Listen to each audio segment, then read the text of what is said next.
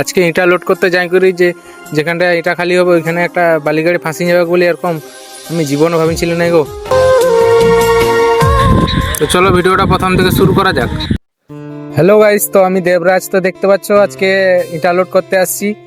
এই মানে জল মানে প্রচুর জল হতেছিল সকাল নু, একটু জল ছাড়াইলো দিয়ে ভাড়াইলো। তো মোটামুটি 500 মতন ইট আছে, তো লোকাল ভাড়া অবশ্য। তো চলো তোমাদের সাথে দেখাই।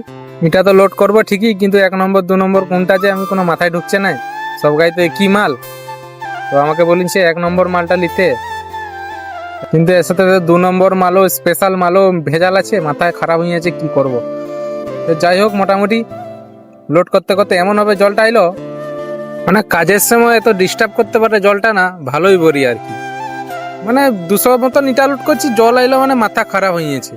মানে এত জল, মানে এরকম ভাবে জল আইলে কাজ করব, আমরা কাজ করতে পারবো? তোমরা বলো গাইস কমেন্ট করি, এত জল এলে কাজ করা সম্ভব? তারপরে খালি করতে যাই করি, দেখছি বাবা এটা আবার কি রাস্তা, কাই ঢুকছি জঙ্গলে। বাবা রো, তোমরাই দেখো গাইস, মানে রাস্তাটা এত খারাপ, তো খারাপ মানে জঙ্গল রাস্তা, লোক এত ভিতরে যে কি করে যে আছে ঘর করছে, আমি তো কোনো মাথায় ঢুকছে না। লোক এখন ফাঁকের দিকে ঘর করছে, ও ভিতর দিকে যাচ্ছে ঘর করতে। এখন যাই হোক, বলা উচিত না, যে যার ঘর জায়গা আছে যখন ঘর তো করতে হবে। তো তারপরে আসি করে দেখছি না একটা বালিগাড়ি এখানটায় পুকুর ধারে ফাঁসি গেছে।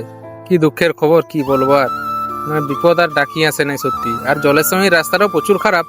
জলের সময় এই যে রাস্তা দিয়ে মানে মাল আনা উচিতই না একবারে।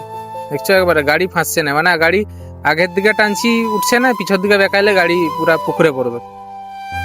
কি দুঃখের কপাল, বেচারা লোকটার বালিগাও অনেক নষ্ট হইলো, পুকুরে পড়লো, কি করবে গার। তারপরে গাড়ি ওখানে ঢুকবে না, কইলো ইটাগা এখানে রাখি দিতে এক সাইডে, বেচারাটা অনেক দূর বইবে, খারাপও লাগলো অনেক। তো মোটামুটি কি করবো আর, রাস্তা খারাপ। তো মোটামুটি ভিডিও যদি ভালো লাগে অবশ্যই লাইক কমেন্ট শেয়ার করে পাশে থাকো। আবার দেখা হবে তোমাদের সাথে নেক্সট ভিডিও। টাটা।